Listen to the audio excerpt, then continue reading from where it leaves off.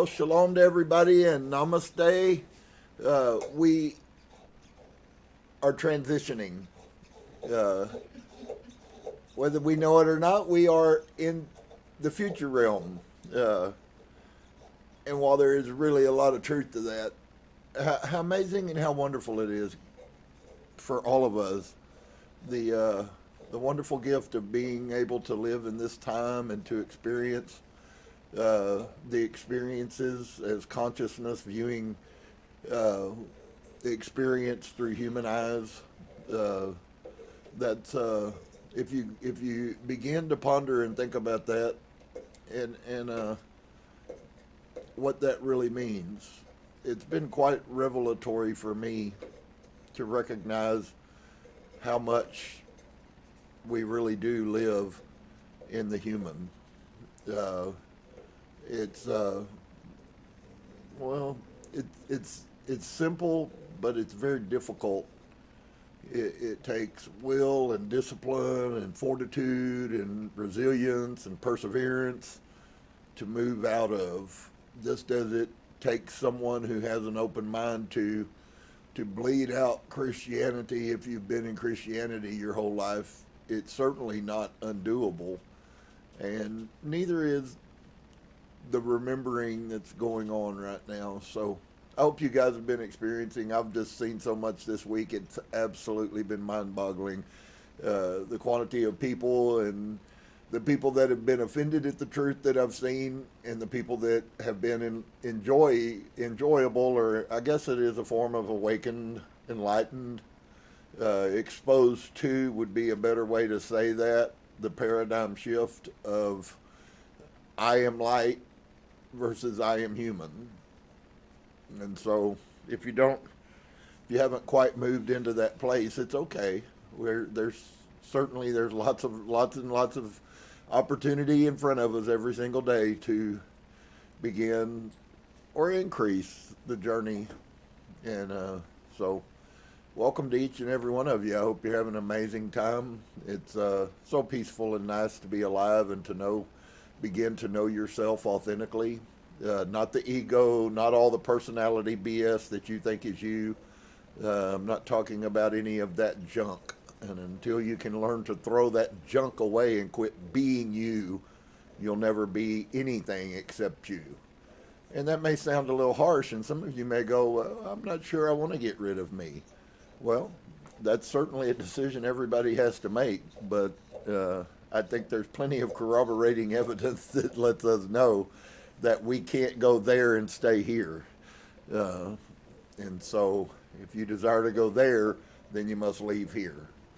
And you'll see that today. We're going to finish up. We've been reading the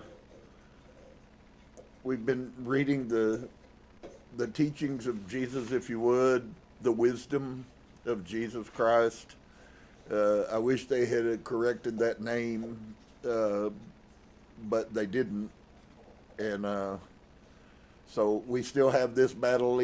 Just as if you're on the journey, then you're having to learn how to bleed the Christian out of yourself.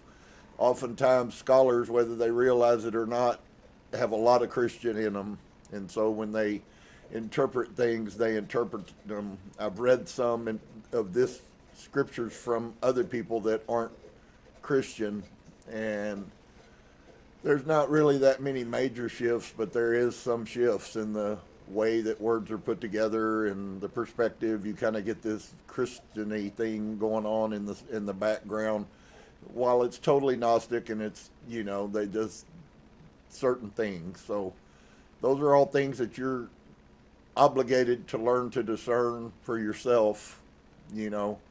I see and meet and talk to people all the time, and I find that one of the things, although it's all over the Bible, one of the things I think that people are the weakest in is the ability to discern good and evil. It's quite crazy to me how difficult it is for people to make decisions about things that are obvious. And so I have to understand that is true. To me, sometimes these things are very obvious, but if somebody's not at that place, then they're not at that place, and you just have to allow them to go through all that they'll have to go through. See, it's really crazy. The Bible tells us that we're to go into all the world making disciples of men, teaching them how to be Christians. And Yeshua adamantly teaches against every bit of that. We were never intended to go into all the world making disciples.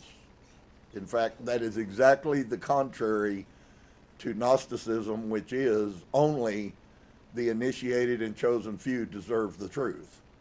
And that doesn't go away, and it's never going to go away. So if you're waiting for it to go away, you're going to be really disappointed. That's why there are so many spiritual teachers that are teaching half-truths, because they don't know the truth. I'll leave that where it is. So I want to finish up the wisdom of Yeshua Mashiach, if I could say it in the proper way, the anointed one. And we just have a part of a page, and then we're going to move into the dialogue of the Savior. And yet again, this is some more Gnostic teachings. I have now read documents from 3 other places than the Nag Hammadi that are teachings of Yeshua. One of them, very powerful, was in Syria. It existed, it was hidden, and little by little now pieces of it are getting out. And man, I'm telling you guys, Christians would stone him to death and put him back on a cross if they heard his teachings. They would tell him he needs to get saved. And so it is funny. I realize if you're a Christian, you probably think I'm the most heinous person on the face of the earth. And that's fine. I mean, that doesn't affect me at all. But on the other side, if you're an open-minded human that wants to know what the truth is, then it won't take long for you to begin to resonate. But you have to open your mind. Maybe your crown chakra and your heart chakra wouldn't hurt a thing. Maybe a few days, months, or years of meditation and some self-introspection and some shadow work, and you'd be good to go. So we're gonna see what he says here in closing, and then we'll move on to the dialogue and kind of set the stage. There really is no lose. I'll just give you an insight. I hope that you have.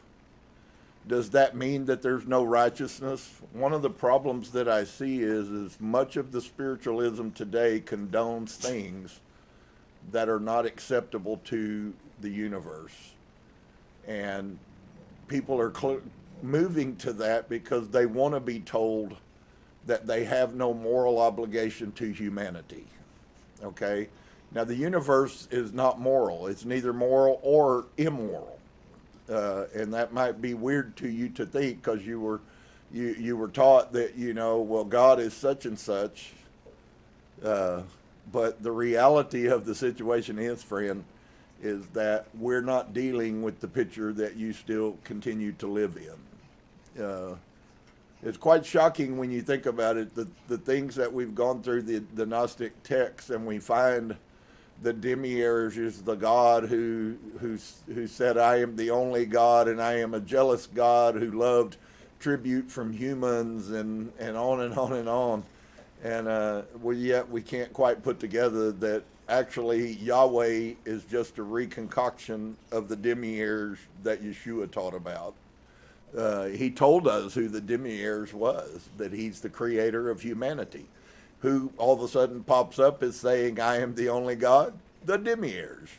So, anyways, that's another teaching for a lot longer time. There's much to it. And so, where we left off last week was the restoration and unification of humanity, and that's so beautiful because that's exactly where we're at. We are being restored and unified. You will watch it as the collective consciousness begins to increase. I am sending light, love, and revelation to humans, and those humans will take it and grow on it and build on it, and will share what they know. And you're going to find out that there's actually a beautiful picture in the words that I just said. They're infinitely more potent than you think they are. And so a lot of people are still functioning in ego mind, which says, I want, but I never give anything. And so you could then ask yourself, is there an obligation after someone has shared truth with me, is there an obligation to me? Now, see, you already don't like that because you have an obligation. That means you owe something, but it's not an owing in the manner. You're just obligated for yourself to share the same light with other beings that don't possess it when the opportunity opens. So, Yahusha says, I have taught you about the immortal human, and I have freed him from the fetters of the robbers. So you get the picture. If you understood that, and if you've been with me, I hope that you have gotten that much understanding. This higher human, this immortal human he's talking about, is our consciousness. So when we saw that the immortal human that was created initially very near the creation of everything, that immortal human is the collective consciousness which you are, and yet so is every other human. We really like to think of ourselves, and this is where you can see ego manifest the most in humans.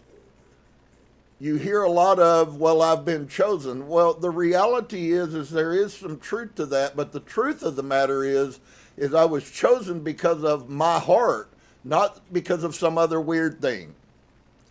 Okay? And if you were chosen, then you were chosen because of who you are inside, not some other thing.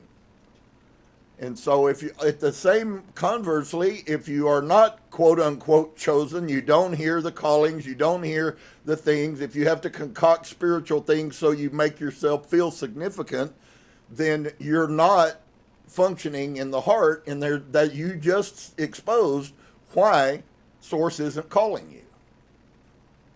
Maybe that's, if that's you, then I apologize, because I really don't want to hurt anybody. But the reality of it is there are rules and laws and plans, friends, that are in place that have been in this universe for billions of years. And you either choose to accept the responsibility of that, or you refuse it.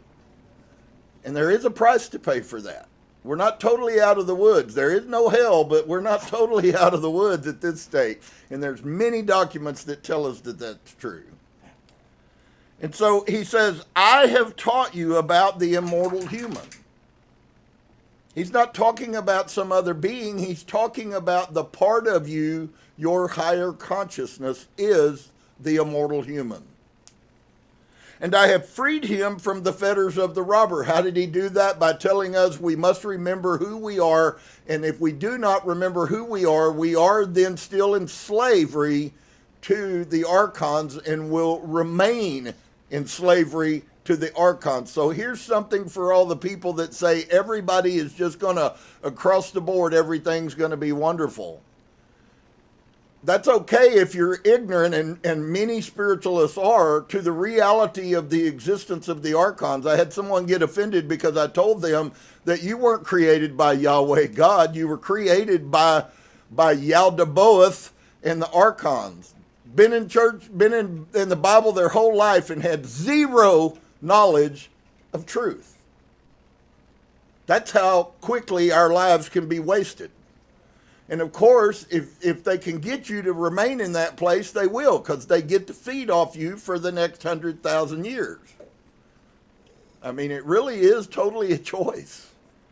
If it's not important, continue on. And so, I have freed him from the fetters of the robbers. He's talking about the archons. I have broken the gates of those without pity. That is to say, if you live a miserable life of 10,000 times, the archons could care less. In fact, if you live a halfway good life and die, they're still going to try to usher you back in if you have not remembered that you have authority. Those without pity, right in front of them. And that's a really weird thing, and we'll get into some of these archons and stuff. We'll get into how they function. I want for us to take some time and go in an extended version of many of the teachings of Mary of Magdala. We have been totally deceived about the power of that woman and Yeshua. She wasn't here, and she certainly wasn't a whore, and she certainly wasn't a cast out. In fact, she actually was more pure and was the embodiment of the feminine aspect that is being brought back into reality. So here's a picture for some of you who may be struggling. I said this, and it's really becoming more and more prevalent. As Yeshua said that there will be neither man nor female, he was talking about a time, a place that was going to exist. And so what we're watching is the increasing of the feminine aspect, but it's not of man or woman. There is corruption on both species, if you would, because I view them as two separate species. We're all humanoid, but we're not the same. I mean, you know, whether you call it Mars and Venus, I don't really care how you call it. We are not the same species, but we are all humans. And so when you take the concept that women on one side lack the masculine aspects for the most part, and men have always lacked the feminine aspect. So you hear it a lot like this: well, the dad's the discipline and the mom is the nurturer. And that is how it is right now, but that's not how it was, nor is it going to be how it will be. In fact, what is happening, I'm meeting people and I can talk about this, and I am watching more and more men that are becoming so soft in their heart towards humanity. The nurturing is coming back, and some of you, you know, may not understand that. If you're going through that, certainly let me encourage you, it's not something's wrong with you. If you're a woman and you've been maybe, you know, beat up on your whole life, and all of a sudden you're feeling inside of you that you're more than that, that's wonderful, because you are starting to access masculine traits. The problem is none of us are complete until our masculine and feminine is once again restored into balance. We're not supposed to be either one. That might be weird to you. It is not surprising, with what I've learned in the last year, it is not surprising that homosexuality is manifesting like it is. Because what's really happening is men are experiencing the feminine aspects and they don't know how to deal with it. And so they deal with it however they can as a carnal human. And the same way for women. And so until that balances itself out, it's going to be an impedance to you being able to awaken and to ascend. And so that's kind of weird to many people. It's okay if it sounds weird to you. That doesn't mean it's wrong. In fact, you will find out in time that what I just said to you should be being said everywhere where humans are listening to spirit teachers. Most don't even know that. And so he says, I have humiliated their evil intentions. Who? These ones he just referred to, who are the archons. And they all have been put to shame and have emerged from their ignorance. How can I validate that it's the archons? Because you find out immediately back in John when we were going through all that the archons are. One of the main things is that Yaldabaoth is ignorant of what's above him. He is blind. He cannot see the spirit realm. Neither do the archons. And so, for this reason, I have come here. What reason? For the reason of humiliating their evil intentions, and for the reason of telling us how we can get out of the repetitive cycle of reincarnation and slavery to the archons. So if you want, in a nutshell, what every bit of this crap is all about, it's all about you getting out of the prison of the archons, and that's it. That was salvation. To be lost is to continue in the reincarnation cycle with no hope of getting out. That is being lost. And so, for this reason I have come here, that these may be united with spirit and breath. And I know many of you may not believe about breath work, and you may make fun of and all of those things. Dear one, you're just hurting yourself. You're not hurting anybody else, but I promise you that your words are very destructive to yourself. Even your smart aleck comments that you never speak are very destructive to yourself. It's not hurting anybody else. It's only hurting you. And so then you watch your life get bad every time you make some offhanded comment and take lightly something that's the most sacred things that exist, and you can't figure out why this crap keep happening to you. You created it.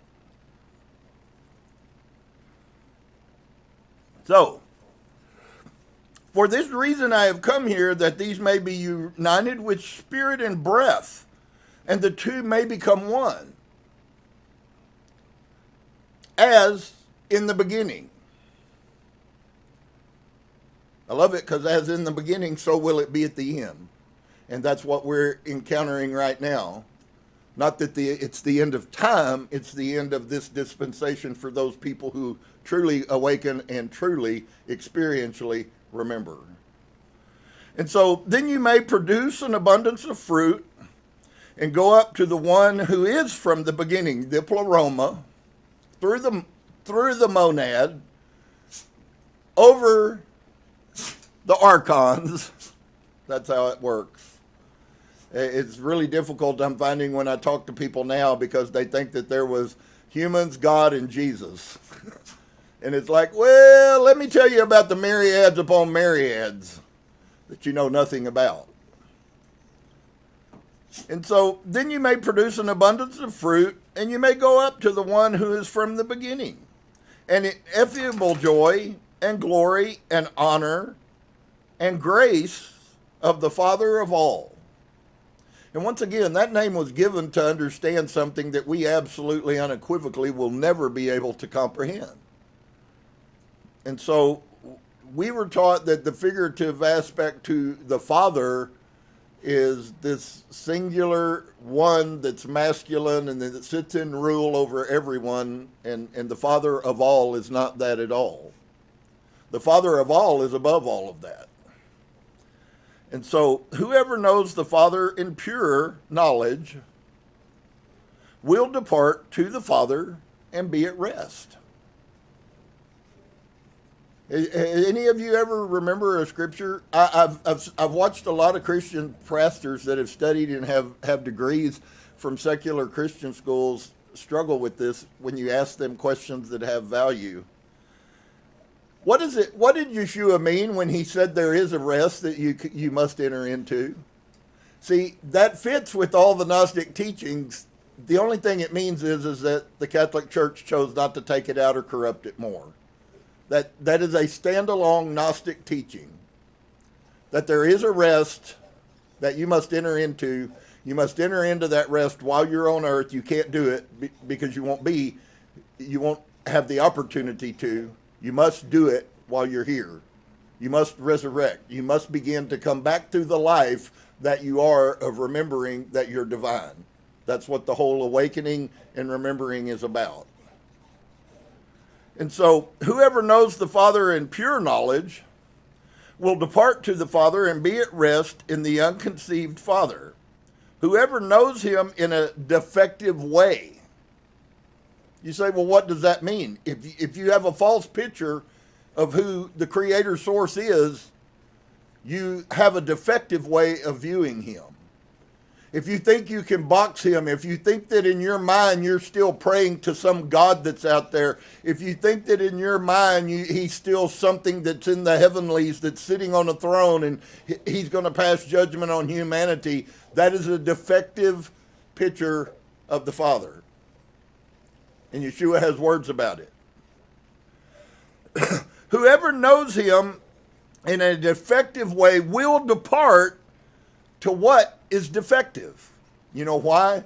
because you will not have power to overcome the archons when you die, and you will come right back to the defective again. We are not whole. This is a school. This is a training ground for you to learn that your higher consciousness, to fulfill a purpose and to leave. That was the way out.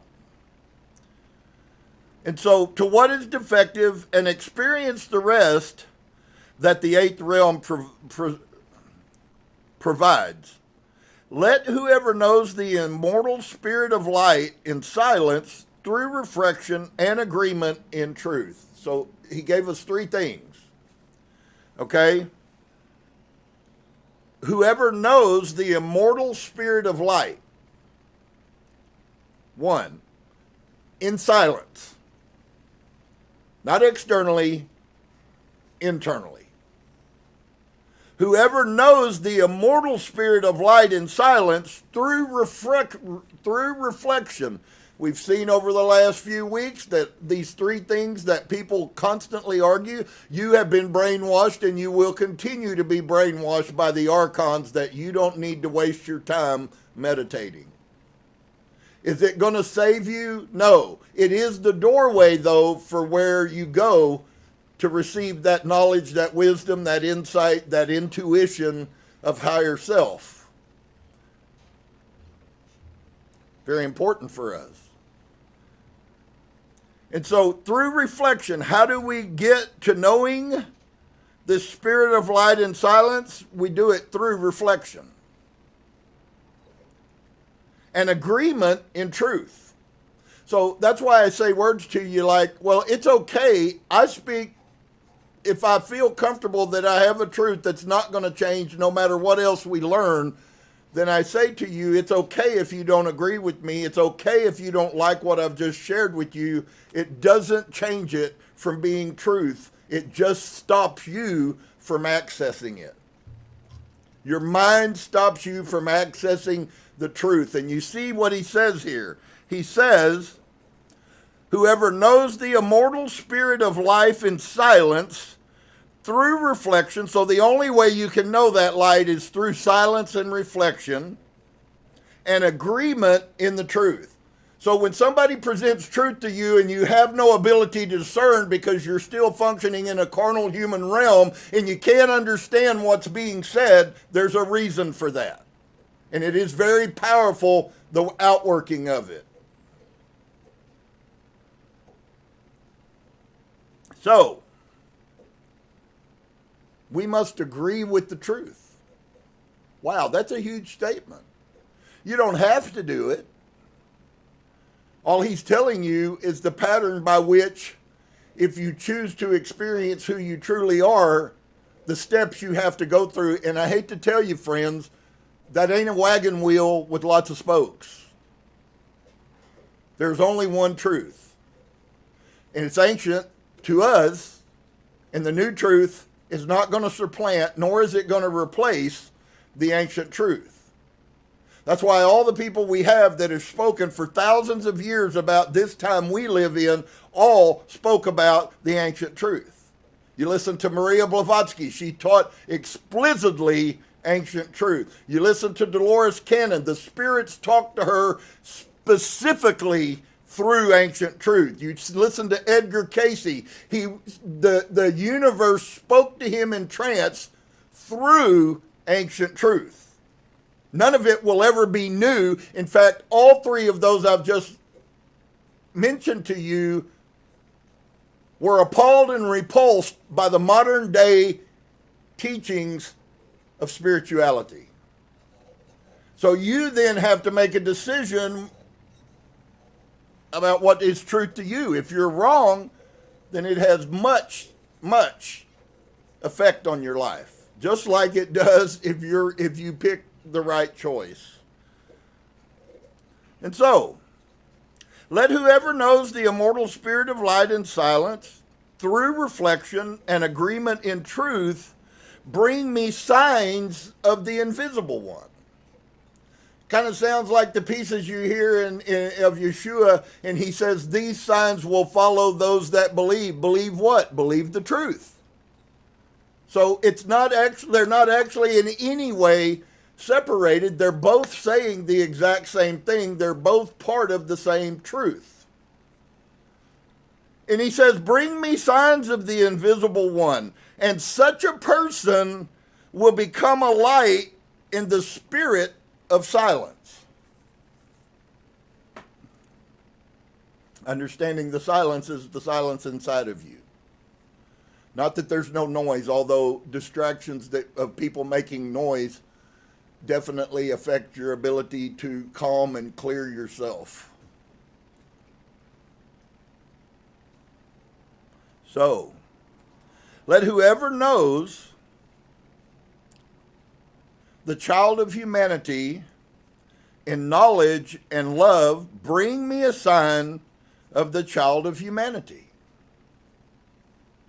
So now we are being told that there is outward manifestations that must exist, or the whole thing is yet again another mental mindgasm of falsehood. That's why you hear his words. And so here's the thing. Everybody walks around believing that they're saved in Christianity, and yet, according to the scriptures that they say they believe, the proof that they're not doing anything spiritually is proof that they don't know him at all. And he's saying the same thing here in the Gnostic text that existed before Christianity was ever even thought of, by 300 years. And so, let whoever knows the child of humanity, well, he tells us what we are, right? He tells us that we are humanity, the immortal humanity, and that's still what he's referring to as the child of humanity. You're not a child of humanity because you're born in this body. This is the horrible version of humanity. The true human, which we are not, is the higher self. That was what humanity was originally intended to be, to bring glory. So that such a person may depart to the dwelling places with those in the eighth realm. If you've done any reading, if you've paid any attention, there are 7 levels that every single human being that has ever lived on this earth that are possessed by archons, and each one is stronger than the level before, and you must pass through all 7 before you go to the 8th realm, which is the pleroma through the monad. Now, I've showed you all those words, and the pictures are just getting clearer and clearer, and I have some things I'm working on in time that will lay some of these individual things out, like what is it that the archons want? How do they screw with your mind? How do they control you? How do they manipulate you? How do they get people that think they're awakened to stay in spiritual pride, so they believe they're awakened, and they function, and they do the woo-woo, and they do the new age, and they're as lost as the people who don't know come here from Sikkim. But it's the reality.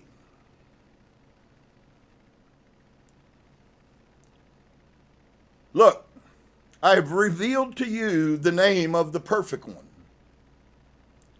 All the will of the mother of the holy angels, in order that the male multitude may be made complete here. Then there may appear in the realms the infinite beings and those who have come to be in the untraceable wealth of the great invisible spirit. Why we cannot see the myriads that are talked about is manifested in the Old Testament. There was an Old Testament prophet who was in a bad situation, was worried about being defeated, potentially physically killed, and his eyes are illuminated. For a brief second, we get a glimpse, a picture of the scrolls, just as Stephen we find in the New Testament when he was being killed for telling the truth. We find that the heavens opened. You could also have said that the veil was removed so that he could see the realms. And when he saw them, it strengthened him. And he happily, if you can do that being stoned to death, he accepted what was coming to him because he knew that it was just his body that was going to die. Understand, all of these disciples are not the Christian disciples. They were all Gnostics.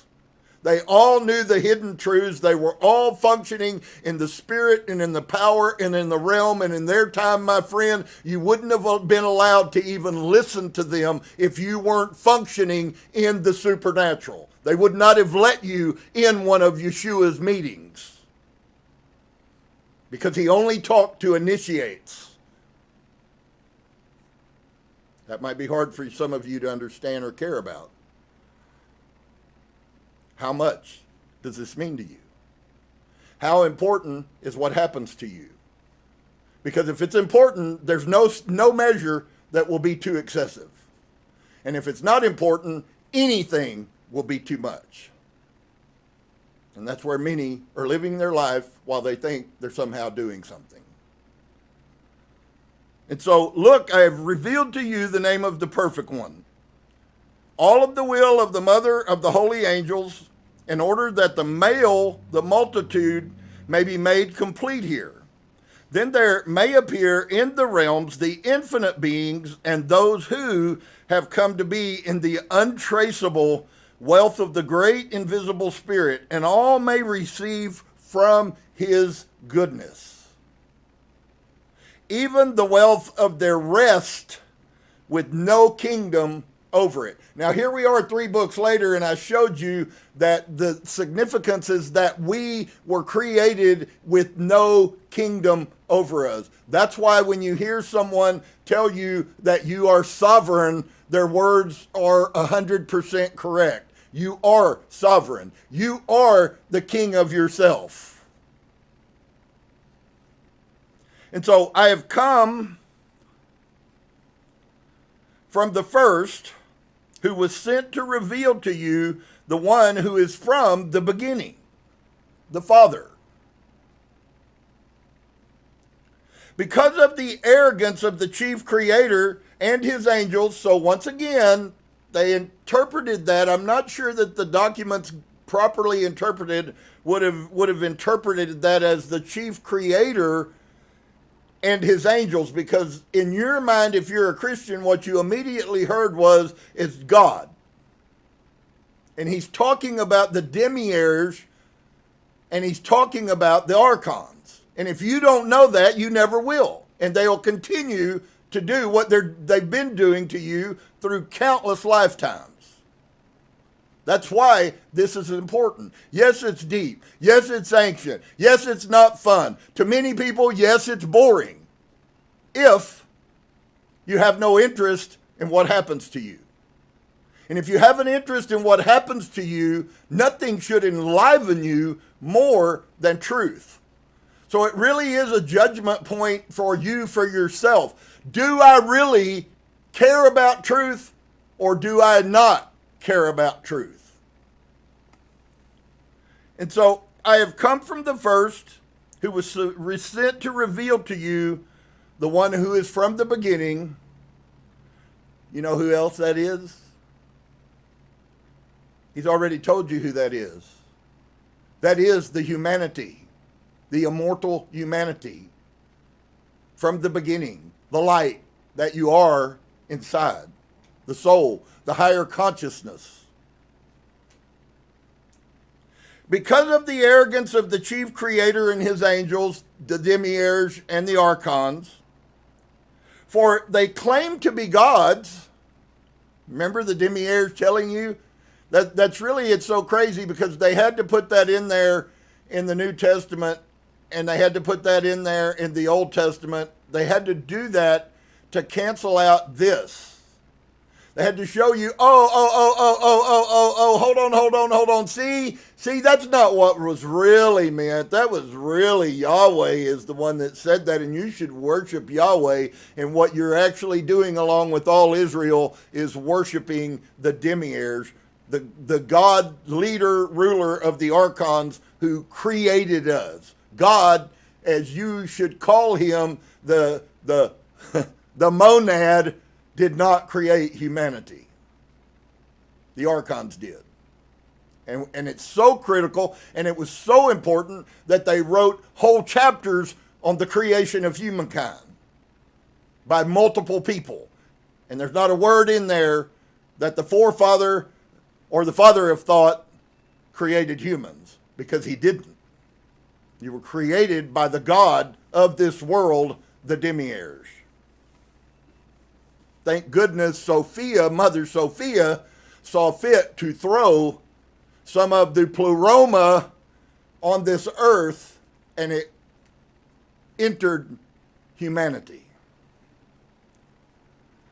And so, I have come from the first, who sent to reveal to you the one who is from the beginning, because of the arrogance of the chief creator and his angels, for they claim to be gods.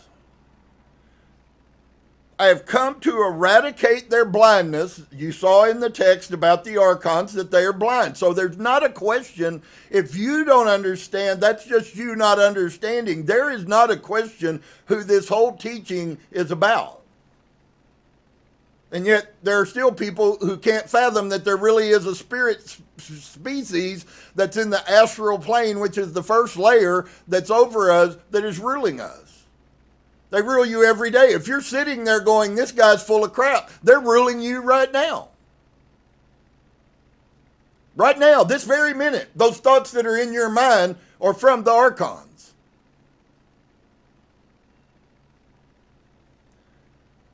And so they claim to be gods. I have come to eradicate their blindness, that I might tell everyone about the God who is above all. And when he's talking that, he's not talking about the God that's up there in the heavenly. He's talking about the true God, if you would. So just like Yeshua and Jesus have to be quantitatively supported, you also have to do the same with God, Father. Who are you talking about? Are you talking about the God Yahweh, which is what Christianity serves? Jehovah, whatever name, all of us argued about what is right. And it really doesn't make any difference about any of them, because none of them are the monad, but they are the creator God. They created you in their image.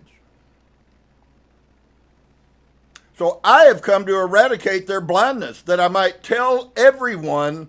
So you notice there, I love these imperatives that Yeshua makes. When he says something like this, friend, there is no exclusion of anything. When he tells you are light, he doesn't say you'll be light if you get on your knees, and if you repent, and if you be baptized. He doesn't really tell you any of those. That was overrights over his significant mystical truth, which he's speaking here, which Christianity didn't get to. And so, I have come to eradicate their blindness, that I might tell everyone. There is no exclusion. He did not exclude anybody. People exclude themselves. Once again, you are creating your reality. Always. And always have been for thousands of years.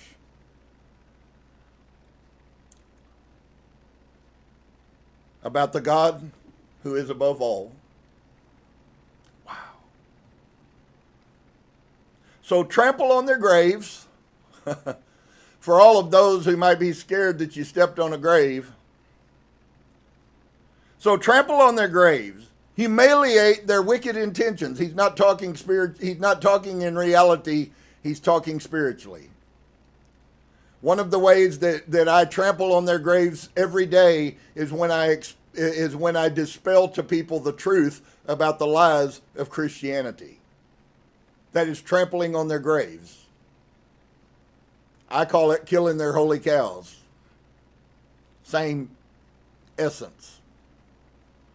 So trample on their graves, humiliate their wicked intentions. I am going to humiliate the archons' wicked intentions. Friends, the archons want to keep you in slavery so that they can continue to drain loose. And if you will choose to believe them and continue on the path you're on, you will fulfill every dream and desire they have. That's all there is to it. Not if, fact.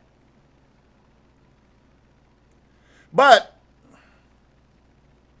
so we're to humiliate their intentions. How do we do that? We humiliate their intentions by the journey of recognizing that they exist. And as we grow and progress, we will come to a place where we begin to see them. There's a whole teaching that Mary did. She saw the archons at every level, has so much wisdom that we can all harvest, and we will in time. To humiliate their intentions, break their yoke, which is what you're under, the prison that you are in, and raise up those who are mine. Now, I want you to see, he doesn't make a blanket statement there of everyone. So he talks about everyone was given the opportunity, but he says that the yoke is going to be broken off of those who are mine. Everywhere he teaches, he says those same words. Not all humans are his. I have given you authority over everything as children of light to trample on their power with your feet. And you can do that every day in your daily life. And as you grow and as you continue, you will begin to recognize that you have an enemy. I don't know how many of you have already begun this. It's been going on for months for me. But I constantly recognize spirit movements in my peripheral vision. It happens 100, 200 times a day. Those are spirit forces that are functioning around me. And that doesn't mean everybody needs to run out and tell me a week from now how they're seeing all these things. That's not the point. The point is that you recognize that you're seeing them. And if you're not seeing them, please don't lie to yourself. And so the Savior departs from his followers. This is what the blessed Savior said, and then he disappeared from them. All the disciples remained in great ineffable joy, totally different than what you see in the other places. And in the Spirit from that day on. And his disciples began to preach the gospel of God. Immediately, what would you do if you heard those terms and I had not shared the truth? You would immediately run back to the Bible. And if you read this unknowingly, that's exactly what you can make this story say. The problem is as you grow spiritually, you will look at the same things and it won't be the same picture. That's called perception. And that's all that is shifting. Reality of source creator has always existed in our present. You have no knowledge of it because you can't see it. And the only way you can see it is by opening your mind, accepting truth, and allowing the spirit force, the higher self, to access your higher consciousness and bring you to a place of paradigm shifting perception. Then it becomes reality once you've seen it inside of you. And that's the only way you get there. And so this is what the blessed Savior said. Then he disappeared from them all, the disciples, remained in great ineffable joy in the Spirit from that day on. And his disciples began to preach the gospel of God, the internal, imperishable Spirit. God is not a man, he is a spirit. When they told you that, even in the Bible, while they didn't explain it to you because they continue to tell you God's sitting on a throne and he's in a temple and his train's filled with glory and all the yada, yada, yada, yada, yada. And it's all just a bunch of concocted poems. None of it's true. Except for the demiurge. And if that's your God and you love him, then by all means worship Yahweh, the demiurge. There's no rule that says you can't. There's only a rule that says you shouldn't. And so we live in a place where many people are. And so we're going to pick up on this first little piece. There's a praise that goes with this, and I'll stop right there. This is the dialogue of the Savior. Okay, this is broken up into kind of pieces, words, teachings of Yeshua. The Savior teaches about rest. Remember, he said, I've already quoted that there is a rest, but I don't tell you what it is. Why did he say that? Why wouldn't you say that to 50 people standing in a little bitty town? Why would you tell them there is something, but I'm not going to tell you about it? And there's a reason. You weren't an initiate. He did not sow his truth to everyone. Only those who could accept it. And so the Savior says to his disciples, now the time has come, brothers and sisters. So we have a piece there. We know that his disciples were male and female. You notice how they washed that out. There were always women, and even in the New Testament narrative, he always has women around. And everybody said, oh, well, those were the women that did all the work for all the men. And the truth of the matter is they've done a grave injustice to feminine aspect, if you would, because it's not about being a woman. It's the aspect of a woman.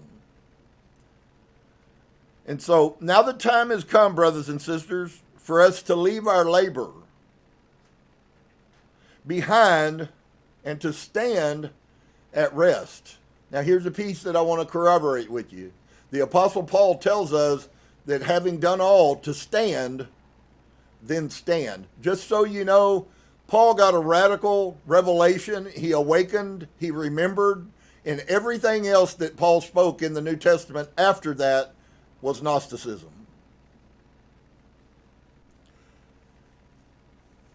To leave our labor behind and to stand at rest. And having done all to stand, then continue to stand at rest. For whoever stands at rest will rest forever. So once you come to the place of remembering, which is that place of rest, what I am, when people's opinions and ill words about you begin to have less and less significance, the more that your ego dies because of the light that's cooking it. Whoever stands at rest will stand forever. I say to you, always rise above. Of course, unfortunately, this document has more bad places on the original text, so we just have to kind of use our minds and let perception lead us to the concept. Some of it, don't waste your time. There's not enough there for that sentence to be able to get context. And so, I say to you, always rise above blank, blank, blank time. And I say to you, blank, blank, blank, do not be afraid of those blank, blank, blank, you. Now you can surmise and you can suppose. If you continue on, it's gonna end up being a wash, because whatever he said, he's going to say again. And I say to you, anger is frightening. And whoever stirs up anger is a frightening person. One of the ways and things I would like you to see, I've talked a lot about narcissism. Narcissism is a person who stirs up anger. And they are very frightening because you can't trust anything that they do or will do or have done or might do. There just isn't, and that is very frightening when you can't trust someone. And we should be frightened at a positive level of frightening. We should be frightened from that. It's functioning in our society. It's one of the greatest sicknesses that exist. And so your anger is frightening, and whoever stirs up anger is a frightening person. But since you have been able to endure, it may come from you. And unfortunately, we don't have those last few words. When you find ancient texts, it's so wonderful that the universe is bringing these texts. The text I've read from Syria, the coming out of the text from the Ethiopian Bible, that when we get there after we finish this, it's going to blow your mind, because everything it says is is exactly a form of what we're reading here. The two agree with each other. They don't disagree.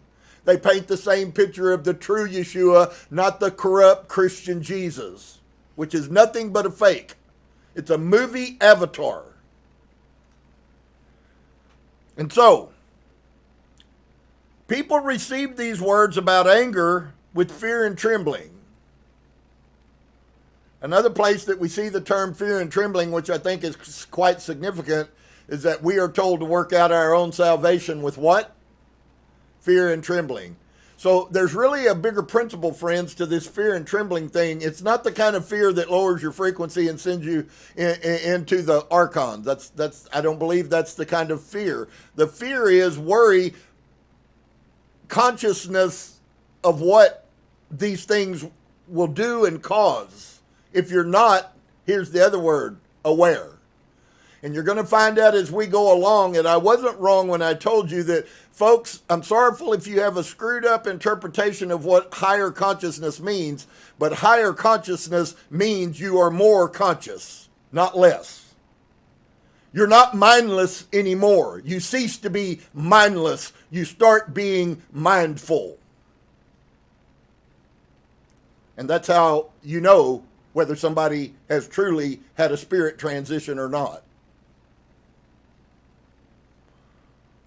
And so he says, anger established rulers over them. For no one escapes anger. We're all going to have to deal with it. Every one of you know that. Maybe I run into your car and you're somebody that doesn't get angry about it, and the next person I lean up against their car and they cuss me. It doesn't matter how it manifests, just everyone has this capacity inside of them. It is a tool that the archons use, one of the strongest ones next to fear. Fear and anger are the two biggest spiritual forces that are functioning, that are given to humanity, and they come through the archon. They will tell you how bad that person was to you until you're angry. But when I came, I opened a path and I taught people about the way of passage for those who are chosen and alone. Does anybody hear it? You understand his message is not to everyone. Why can people not resonate? Why did I so adamantly tell you guys a perspective about resonation? Because I don't care how charismatic you are. I don't care how beautiful you are. I don't care what good name you have. If someone does not resonate with the truth and you are a being of truth, they will never accept you no matter what you do. That pops up again in psychology in the 1960s when Carl Jung says, how long are you going to continue to waste your time trying to connect with people that aren't of the same frequency with you? And you do it all the time. 99% of divorce is because those two people should have never been together in the first place. But you have the ignorant leading the ignorant. She's no more ignorant than he is.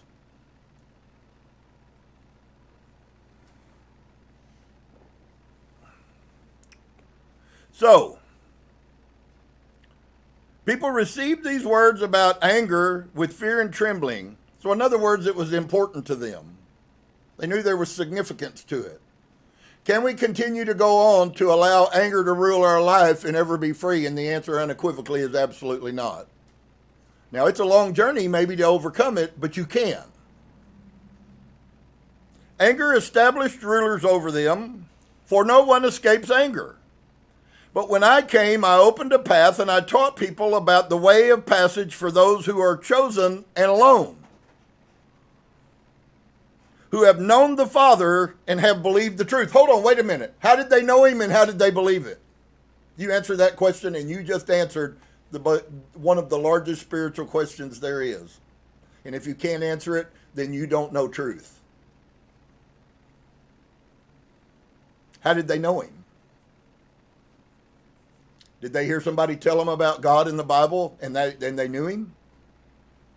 I hate to tell you, friends, none of this lives outside of us. I had somebody ask me, well, how do you know that you're all those things? And I said, if I could explain that to you, then I could make everybody on this earth the same. I just know. Why am I sitting here? I just know. Doesn't matter what it looks like, doesn't matter how many there are, doesn't matter how many there not, doesn't matter what the suffering is. And when the universe is ready, guess what? I won't be sitting here anymore. And so, but when I came, I opened a path and I taught people about the way of passage for those who are chosen and alone. A way of passage where? Because that's the big question we have to ask. And the way of passage where is the passage through the 7 layers of the archons to the ascension of the 8th level, which is the pleroma, which you could metaphorically call heaven, but not in the context of Christianity. And so, who have known the Father and have believed the truth. And here's the problem about people that don't know the Father and neither do they believe truth. When I speak and people turn off to me, if what I'm saying is true, friends, you're not one of them. And you won't be until you are. And you, and you, and you, and you who were those people who knew the Father and who believed the truth rejoiced. I've had people say, what are you so happy about? Hell, I'm happy that I'm part of the universe and I am the universe. What's that mean? What difference does it make? If you don't know how to be happy, you certainly don't know what the universe is. So why should I waste my time? And you offered praise. Giving praise to the Father. Now when you offer praise, do it in this way. Hear us, Father, as you have heard your only Son. I will tell you, these are some of those Christian principles. Some of this wording I'm not comfortable with. It's okay. I know it's, and so I read into it what would be the true saying. I only tell you that so that you can caution yourself and hopefully increase discernment and go, oh, I see. Well, that's really Christian-y. And maybe that's the spirit of what's being said, but because they were a Christian, that's how they would have spoken. As you have heard your only Son and have received him to yourself, you have given him rest from many labors. Your power is invincible. So you go through 2 verses of Christian, basically dialogue, or at least Christian enlightened dialogue, and your power is invincible. See, one of the greatest things is we were told that we could know God. And we were told that we should know God. You know, God is all of these things. God is loving. God is kind. Friends, you couldn't explain what the higher source, the pleroma, the light is. You couldn't explain it. If you had a 10 million years, you still couldn't explain it. And that's why it was not acceptable around spiritual people for someone to even pretend, because they made themselves to be a liar if they told you they knew the Father in that manner. Can we know attributes? Of course we can. Can we know pieces, different facets of this diamond that has a gazillion facets? In fact, there's no end to the facets. Every one of you see is a new level of light. You have given him rest from many labors. Your power is invincible. Because your armaments are invisible, light, alive, inaccessibly alive, the true word has brought repentance for life. And this has come from you. You are the thought and supreme serenity of those who are alone. You notice that concept, the aloneness, now comes. Because I assure you, people like myself spend much time alone. You often find no one wants to hear you once they hear you. And again, hear us. As you have heard, you're chosen. Through your sacrifice, the chosen will enter. Once again, another Christian principle from someone's mind. Through their good works, they have freed their souls. Once again, another Christian concept through human mind. And from blind bodily limbs, so that they may come to thee forever. Overcoming the power of darkness. I shall teach you at the time of destruction, the first power of darkness will come upon you. And this may be a little confusing because you have to be in darkness. He's fixing to tell you and explain that. It's something I've been looking at for a while because actually you can't be light until you're in darkness. And so I shall teach you at the time of destruction, the first power of darkness will come upon you. Do not be afraid and say, look, the time has come. But when you see a single staff, understand that from some such thing, and the rulers, once again, the blank spots, unfortunately, come upon you. In truth, fear is the power of darkness. The greatest thing that is going to keep masses of the world from enlightenment, friend, is fear. Anger, fear, all of those are of the darkness. And in truth, fear is the power of darkness. In fact, it's all that the archons use. Why do you think that they tell people that you have to make up atonement for some past life failure with karma? They use fear. They tell you you're never going to be free until you overcome this. Karma is a crackish, I won't say what. It's bull. There is karmic things that go on, but not in the manner, certainly, of what most were not even taught what karma is, so they just listen to whatever someone tells them. And all of us are guilty, so please, there's no condemnation in anything I'm saying today. If you're failing on this, I want to give you hope that there's a way out. If you're being successful, I want to encourage you to continue. But we have to deal with what the truth is, not the concoctions that someone is telling us. We just got out of that crap in Christianity. It's not about anybody else. It's about you. You did this to yourself. And you can also undo this to yourself. What a glorious message. And so, in truth, fear is the power of darkness. So, if you are afraid of what is about to come upon you, I want to say this because I have shared with some that are a little more elder that there is a procedure and there are things that they're going to encounter when they die. And if they do not have knowledge of that, I fear for them because they're never going to know how to get out of the cycle. And I want all of us that want out, I'm not coming back. I'm sorrowful. I will never see y'all in this light again. Okay? I'm leaving. I'm going to the pleroma.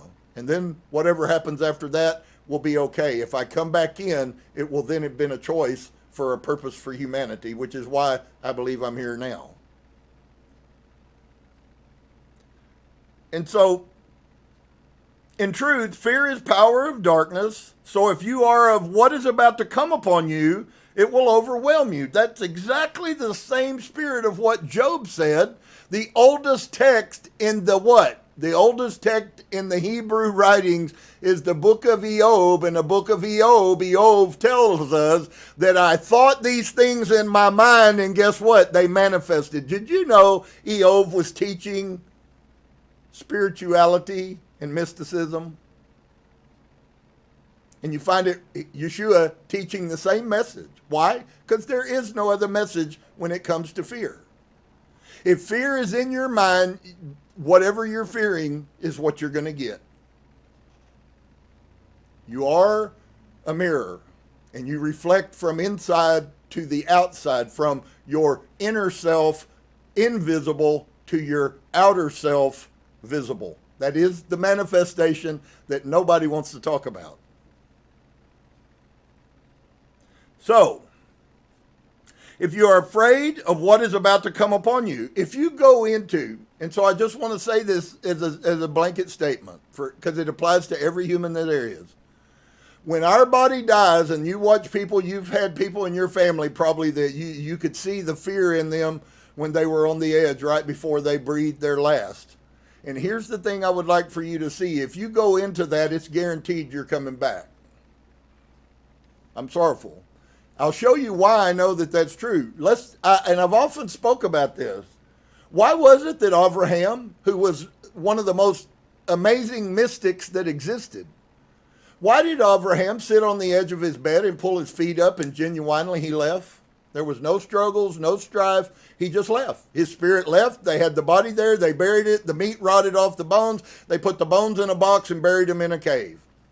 That was the end of Abraham. But Abraham never ceased to be. And we could go on. There's many others that message. In fact, both of his sons, the same message was spoken about them. Son and grandson. That they sat on the edge of their bed, they had peace, they knew they were leaving. See, know nothing and knowledgeable, and you find no fear whatsoever.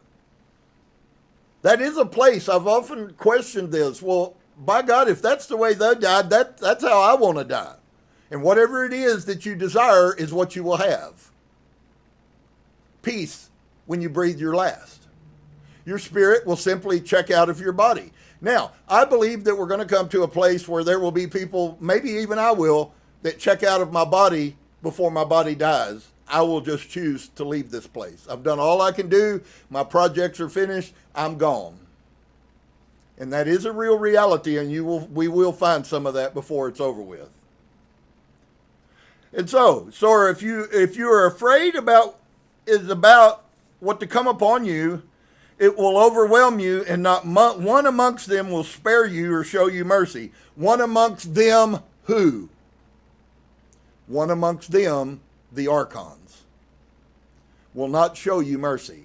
They will they will take you to the Akashic record. They will put a picture in your hand of how bad you screwed life up and how much you owe, and they'll send you right back in to another baby to start all over again.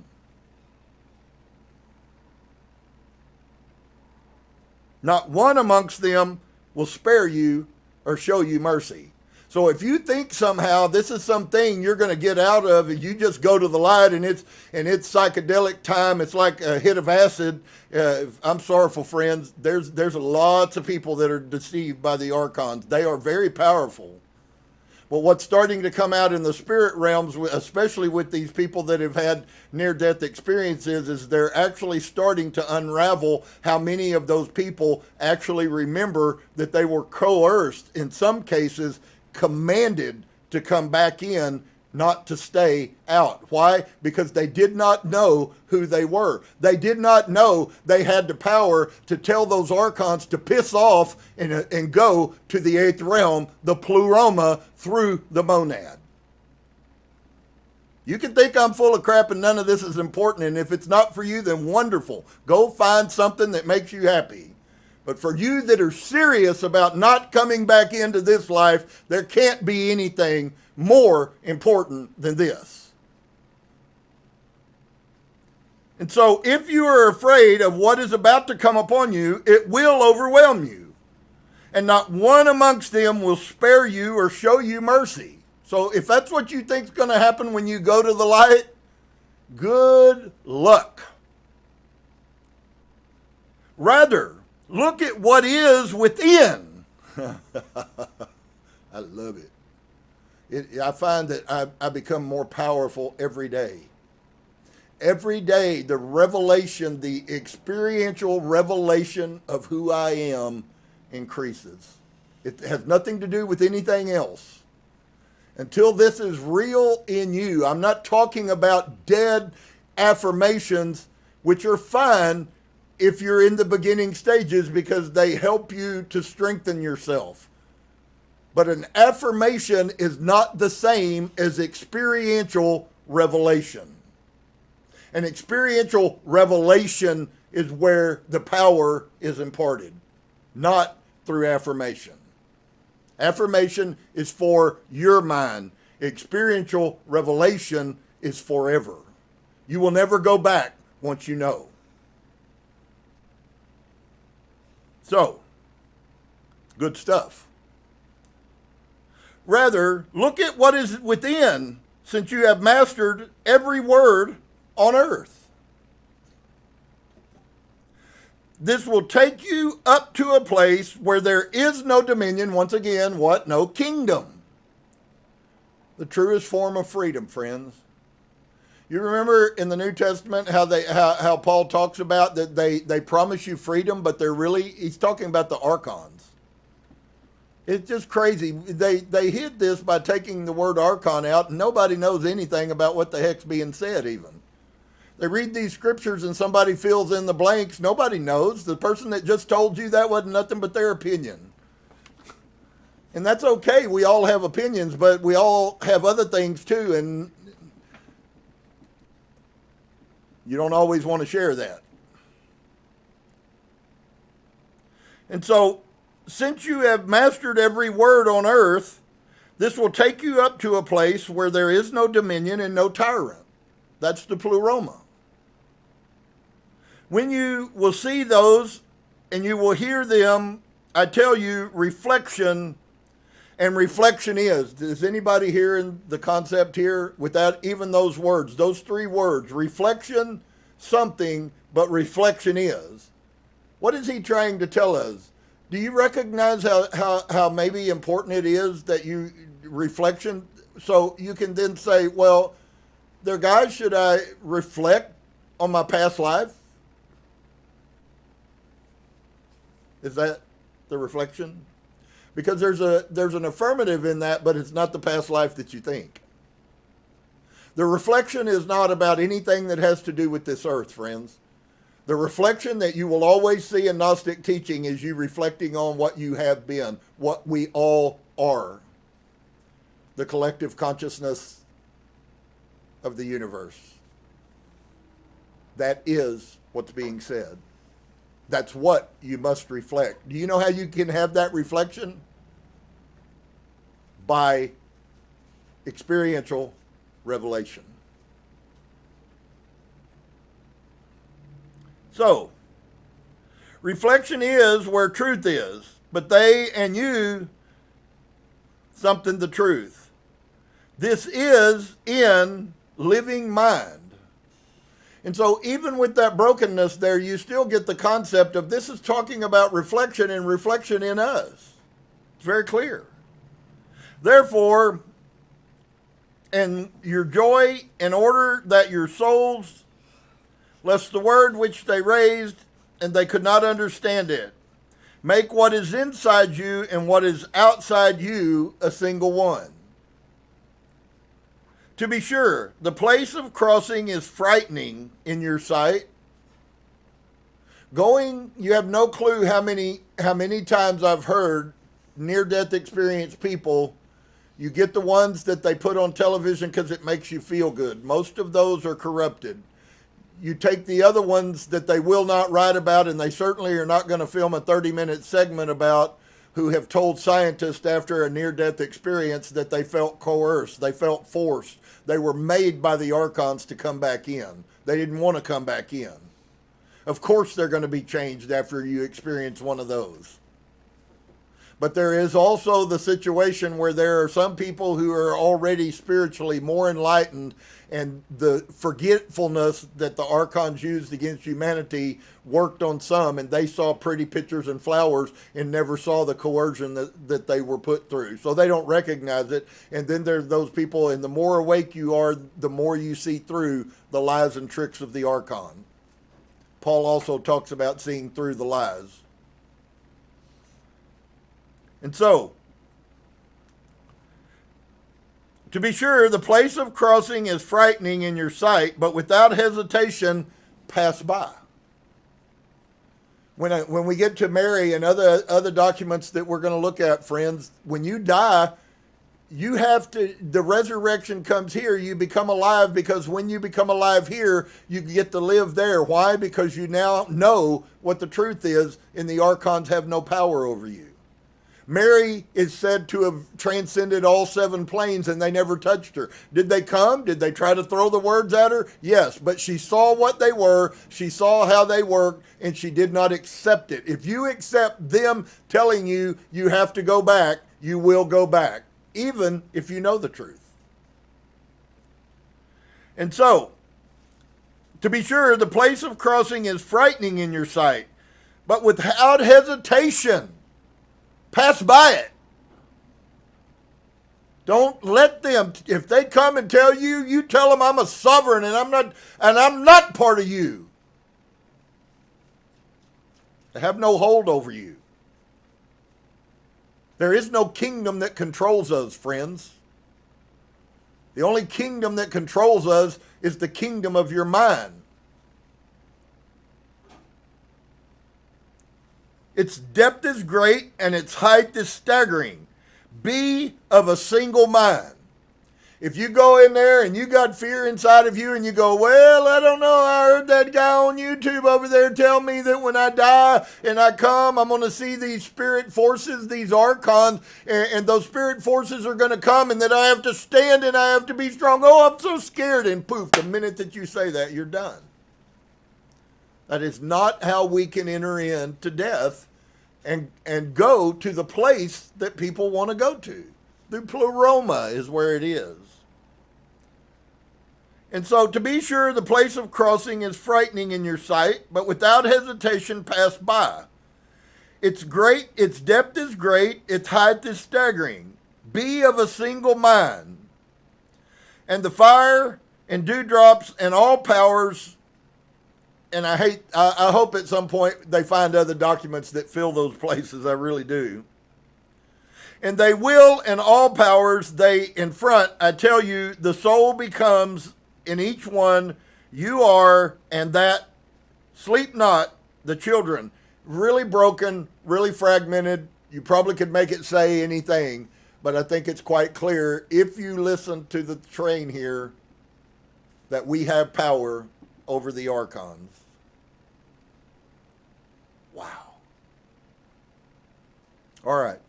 Well, I think I've said about enough. I hope I've blessed somebody immensely out there. I don't care who it is. I hope somebody has heard something that helps them find victory. We are, the worst and the hardest thing is that the archons are not only playing with every one of our minds, they're also playing with the minds of people around you. One of the most horrible things that nobody talks about is sometimes spouses are the worst tool the archon uses. Because that person that you love, that you sleep next to, that if they do not believe, the archons are certainly going to send them with a bag full of doubt every time you turn around. And they're going to tell you how, oh, well, I don't really think that's true, and that's not what it is, and all of those are nothing but seeds of doubt. And so I will encourage you not to have an issue with your spouses, children, or coworkers. I will encourage you to be convinced about what it is that you say you believe. It's okay.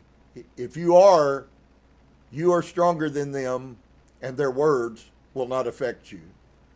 Is it difficult? Do we have to learn how to control our emotions, how to become isolated from them so that we don't function totally in reaction mode? Yes, indeed. And that is very much part of our journey for all of us. But don't be a bit surprised when the archons live in your house with you. They are everywhere all the time. And so I hope that you will take that and allow that to bless you. It certainly isn't meant to diminish anyone. I certainly know that most people are overwhelmed by the truth that is coming. Many are way back there at even our archons. And there are some that are back there that the demi-heirs created humanity and not God Almighty. Those things are hard concepts. The difference is we have been given paths and patterns by multiple different writers, pre-Christian, that tell us the path.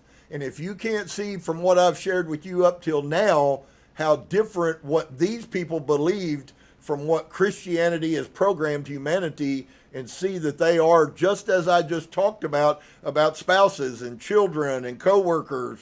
It's not one or the other. You're going to encounter that in every sector of your everyday life. It's not about that. It's about you being strong enough and knowing inside of yourself who Source is. My divine self was not created by the archons. So if I can learn to realize that I am not this, think for just a second, what would it mean if you could bring to consciousness inside of you that you are not this? Because until you can do that, you will never truly see the you that you are. So we're going to take a few minutes here, and we're going to take a little break, and we're going to come back, and we're going to take a look at one of these pieces. You know, as I say every week, it's going to tie to the pieces, and really the thing can be summed up in a nutshell. You are that you are. You have more power than you have any clue of, and even if you don't know it, you still are. The only question is will you come to a place of desire and will to find out what you truly are and to throw away what you're truly not? And that's where our choices come in. We will be back in about 5 or 10 minutes. Shalom.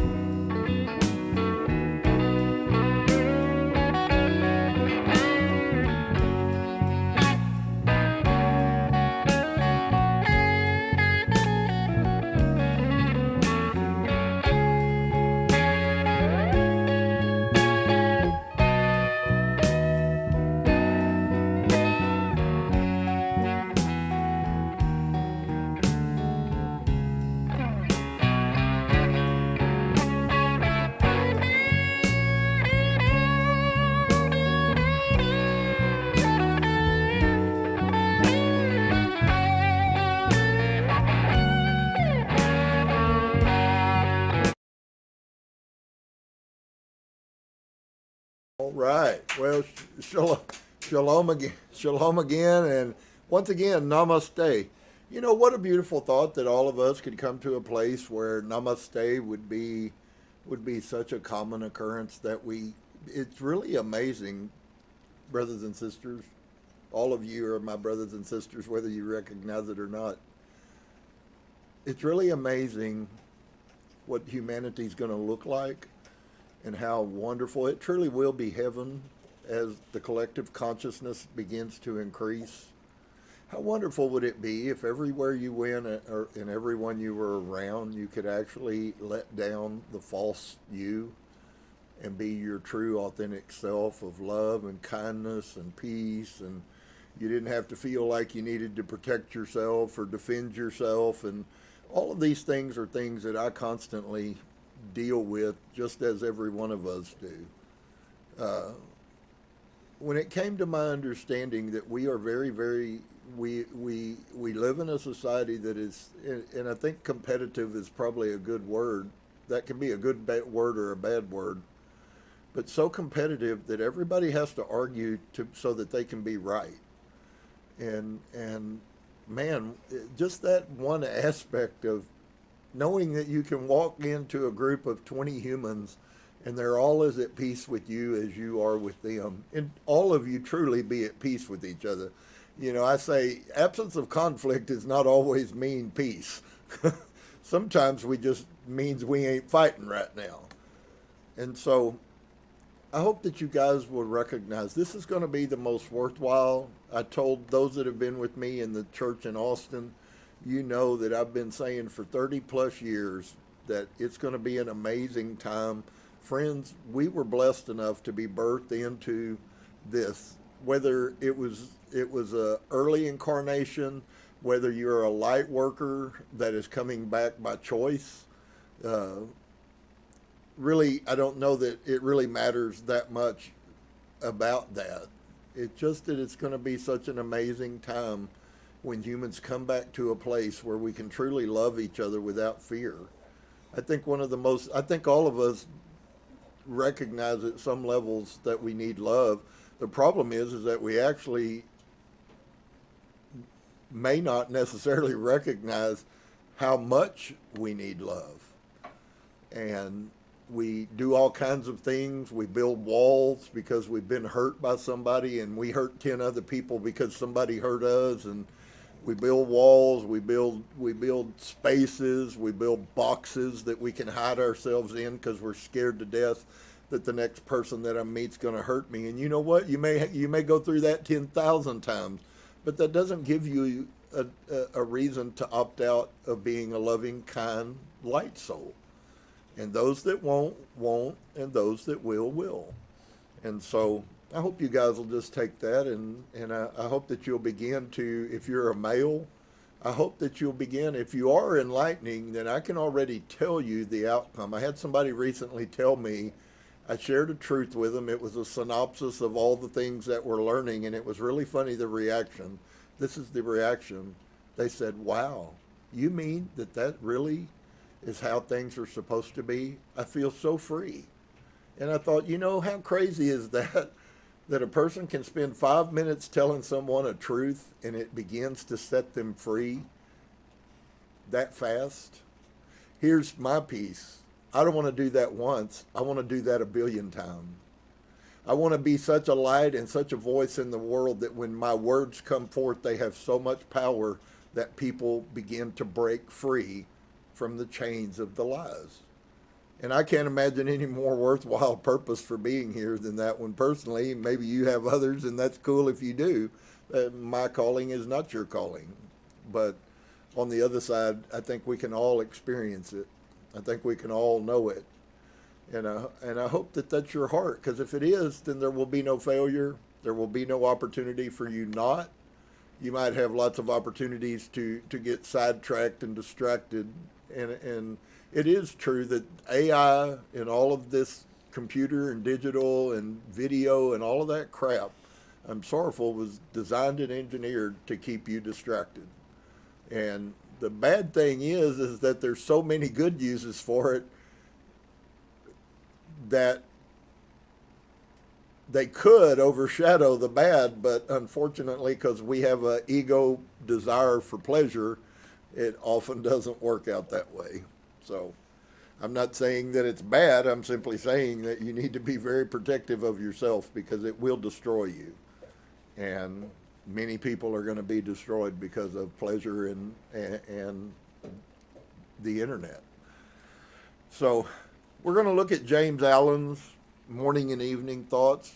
Every week I try to do this to kind of hopefully sow good seed into somebody and help them have an opportunity. Every week I hope that you guys are having a better week. I hope that revelation is becoming experiential for you, not just something in your head.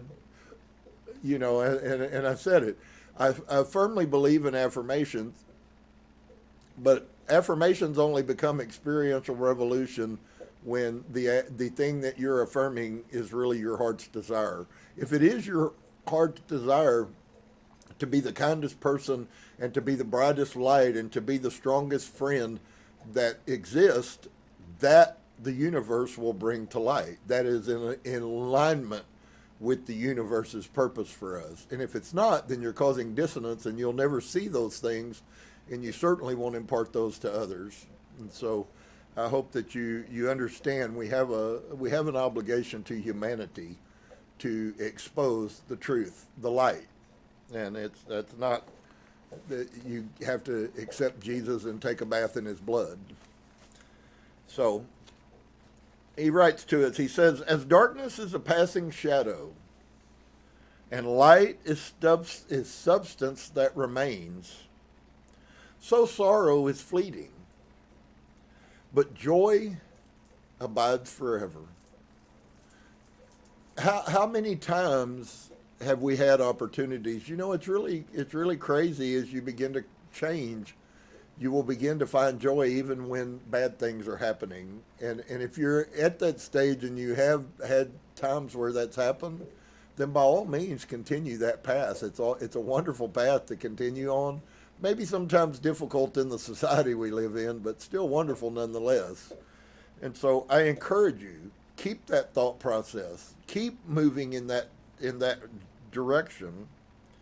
And he says, so sorrow is fleeting, but joy abides forever. No true thing can pass away and become lost. No true thing.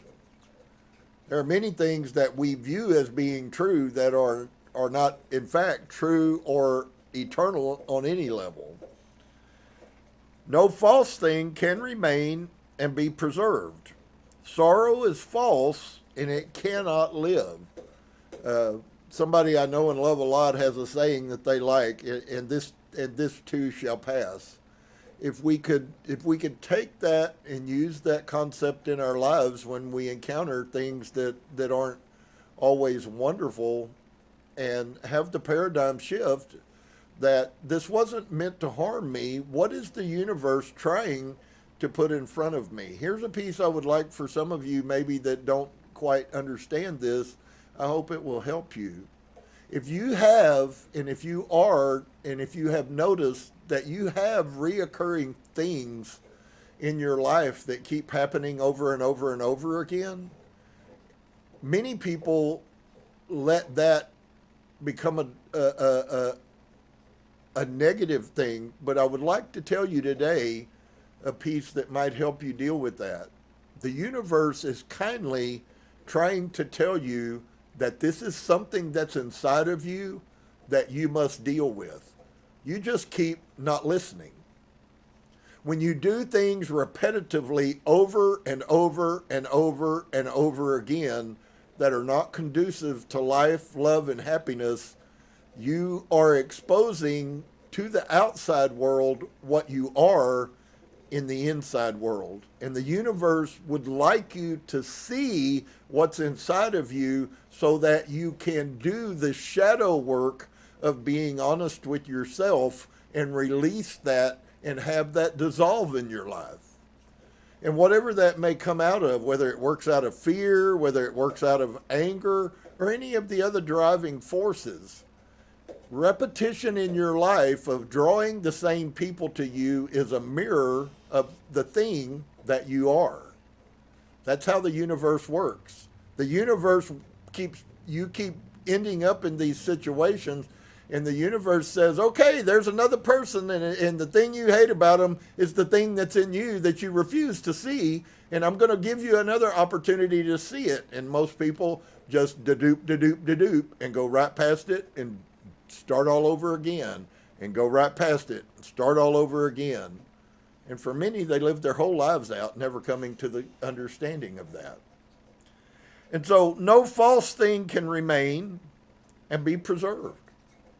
Inevitably, all false things are going to crumble and fall away. Sorrow is false and it cannot live. Joy is true and it cannot die.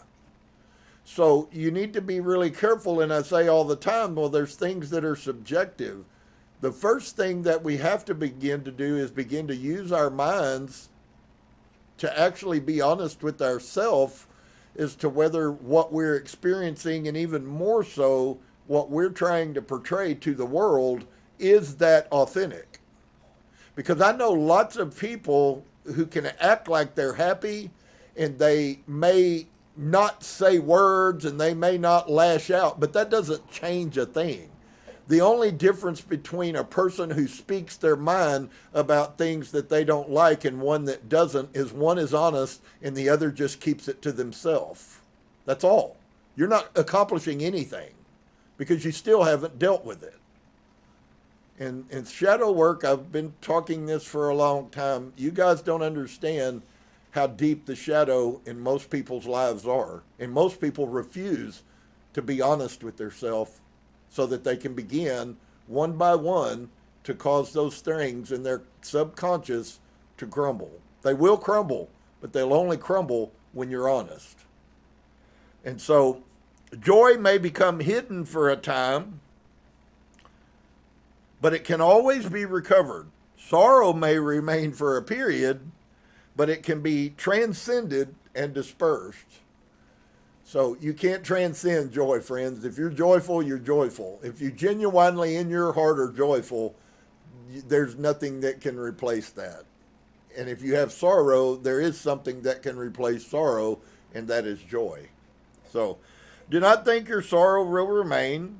It will pass away like a cloud. So too, this shall pass. Do not believe that the torments of sin are ever your portion. They will vanish like a hideous nightmare. Awake, and this is where we are. Awake. But first, before you can arise, you must awake.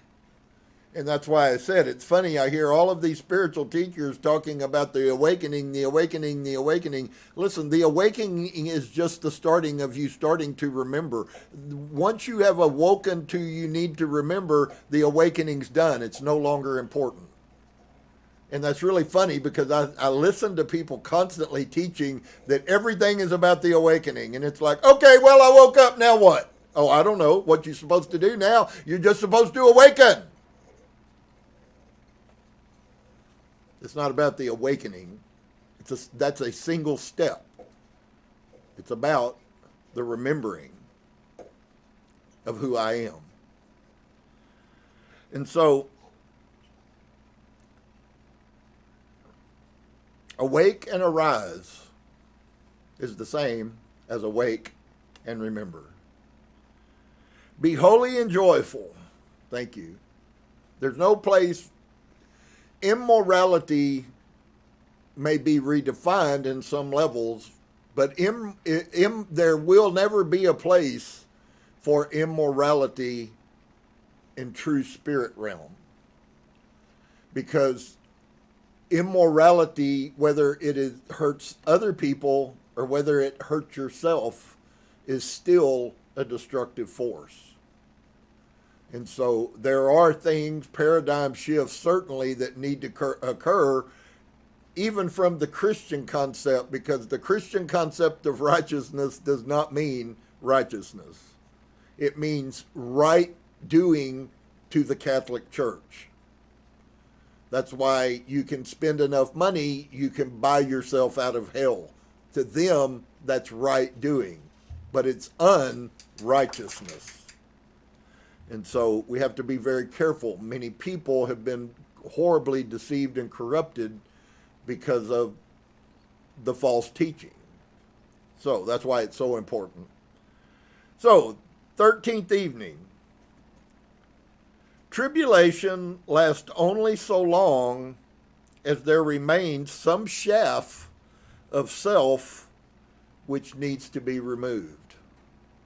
Get that, because that is will be an absolutely beautiful blessing for those people that grab this revelation. It is a revelation, and if you don't have it and you don't seek it, you never will probably, but it is huge nonetheless.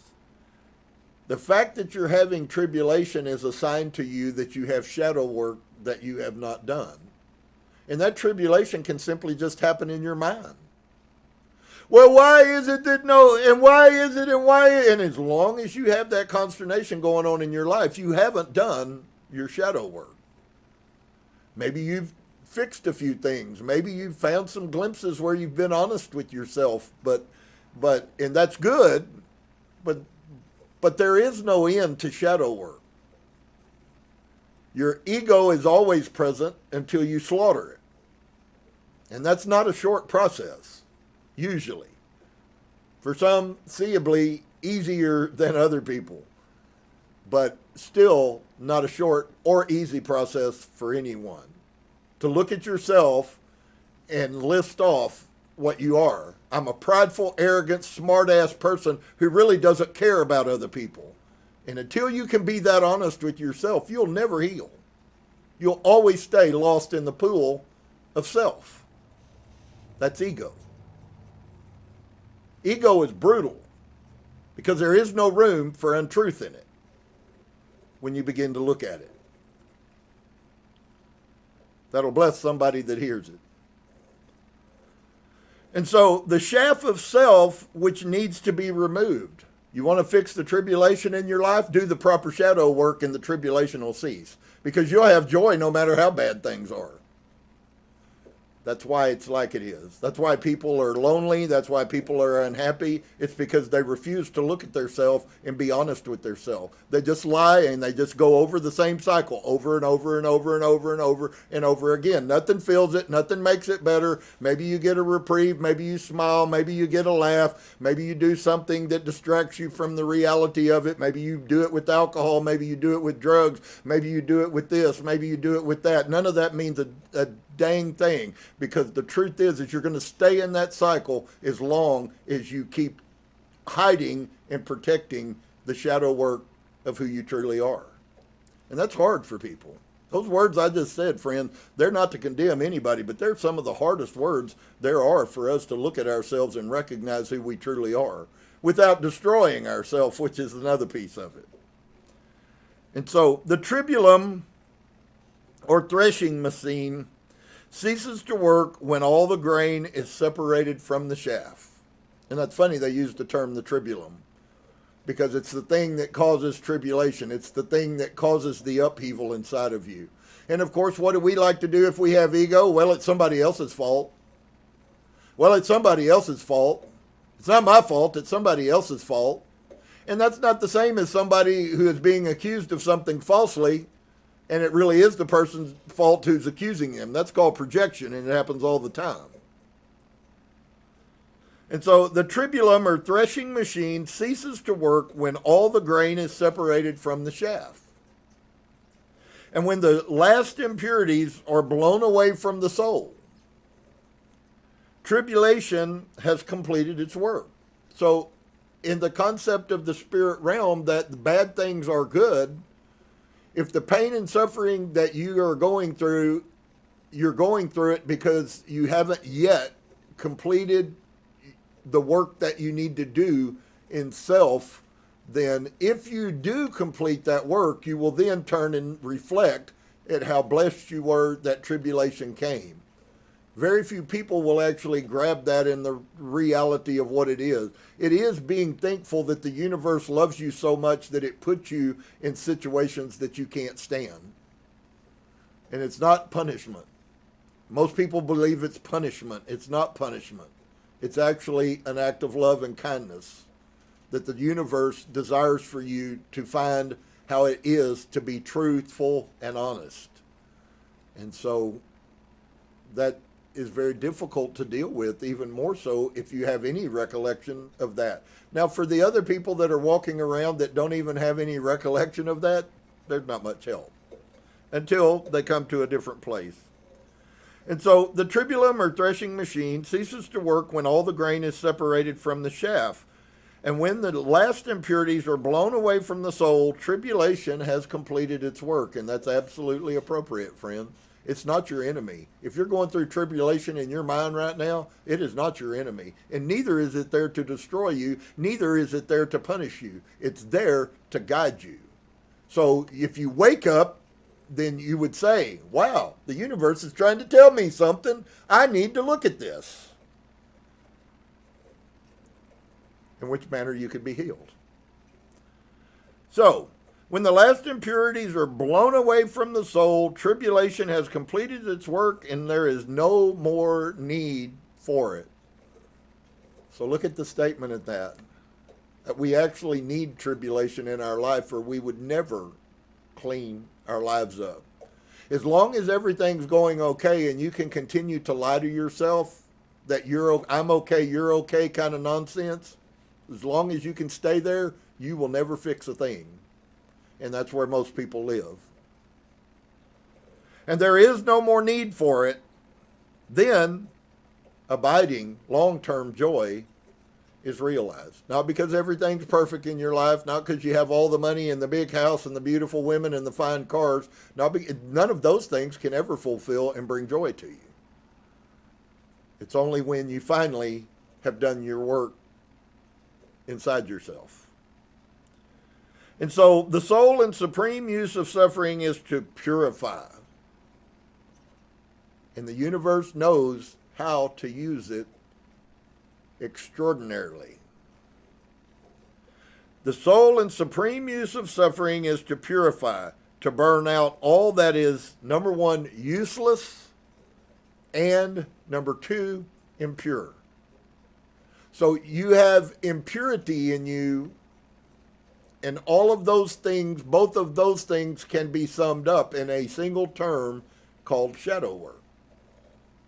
You have impurity inside of you. Until you recognize it and deal with it, it will stay inside of you for the rest of your life, and you will die and come back again and start with the same impurity.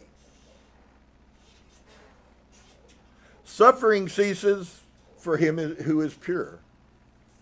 Didn't say that bad times didn't happen.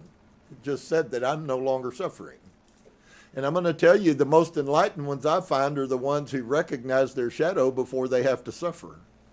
There is also that option. If you have something inside of you, your mind has told you, your higher self has said, hey, you got a problem here and you need to deal with it. And you go, I don't care. And you keep going on.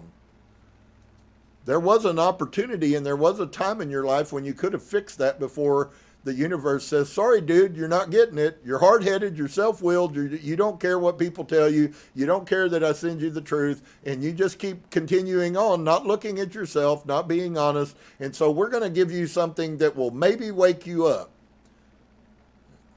Oftentimes it doesn't work. The universe just keeps increasing. It keeps increasing, keeps increasing. And so the universe is not our enemy. The universe is a loving, kind thing that wants to guide us to truth. And the sole supreme use of suffering is to purify. If you can find peace with that, then you just found peace with one of a very large part of the struggle and the journey of humanity. I'm struggling so bad. I don't know if you ever have, when you go through something and maybe you're going through a spell, and have you ever just stopped and ask yourself, why am I struggling so hard? Why is whatever the thing is, it doesn't really make any difference what it is, but whatever the thing is, why am I struggling with this so hard? Because you have the answer after today. The only question is will you accept it? And so suffering ceases for him who is pure. because all things are good. Paul said that, and that whole concept that Paul was speaking about is corrupted. Paul knew that the suffering he went through was for a purpose. And of course, you don't see Paul making the same mistakes over and over again. You see Paul making a mistake, and he conquers it. There could be no object in burning gold after the dross has been removed. And of course, we know even from the Bible that it talks about the refiner's fire. We've all heard that you know, of course, it's presented in a corrupt manner, that God sits over watching you, and while the dross burns out of your life. The way they have that planted is wrong, but the picture is correct. It is only through the suffering that we can truly find purity.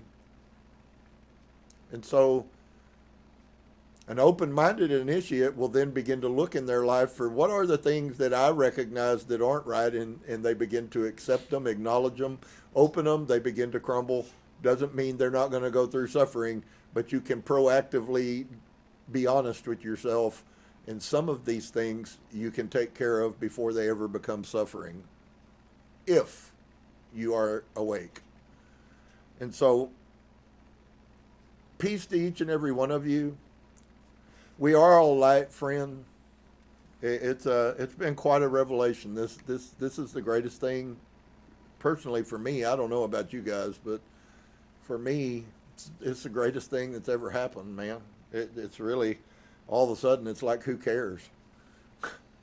Who cares? I mean, all that crap that I was, I don't want to be that. And in time, I certainly will be able, with no hesitation, to say I'm not that. And so I hope that if you're on the same journey, then we're not that far apart. And if you're not, it's okay too. There's many different opportunities people over the course of their life get, but I don't want to go further looking down that road. I want to find the road that I'm to walk on, and I want to walk on it to the end. And if I need some suffering along the way to help me see the truth about myself, then I'll take that suffering willfully. So, blessings to each and every one of you. I hope you guys will continue to grow. To those that have seen freedom because of my words, and I know that there's a lot more than one. Blessings to you. It's a picture of how the universe loves you. I don't know why. I certainly never set out in my life to be this or know this or do this, but of course the universe often does that. So shalom and peace. I hope you guys have an amazing week. I hope you see spiritual truths everywhere you go. May your synchronicities improve. May your ability to deal with and rationalize and look at yourself and see the shadow without condemning yourself. There's no need to condemn. Just be honest. And when you're honest, you'll see what you could never see when you're being dishonest. And so, peace to you. Namaste.